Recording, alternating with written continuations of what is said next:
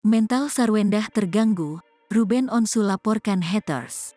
Mental dari Sarwendah mulai terganggu akibat ulah haters yang menghujat keluarganya. Ruben Onsu bertekad untuk melaporkan oknum.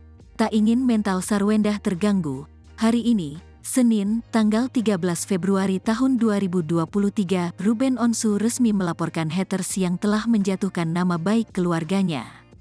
Sosok Ruben Onsu mengaku ada yang berubah dari sikap Sarwendah setelah ramai hujatan yang menerpa keluarganya. Meski Sarwendah tak menyatakan langsung unek-uneknya, namun Ruben Onsu menyadari gelagat berbeda yang ditampilkan oleh Sarwendah. Kalau ditanya sendiri, saya sama istri saya sudah menikah cukup lama.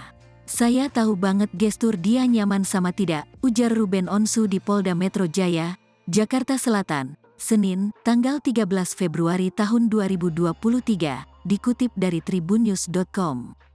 Menurutnya, Sarwendah sudah tak tahan lagi melihat beberapa akun media sosial yang menghina keluarganya.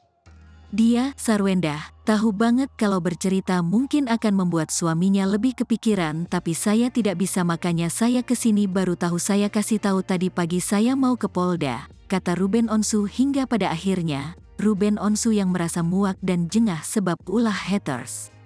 Ruben pun memutuskan untuk membuat laporan ke polisi yang membuat sang istri kini merasa tenang.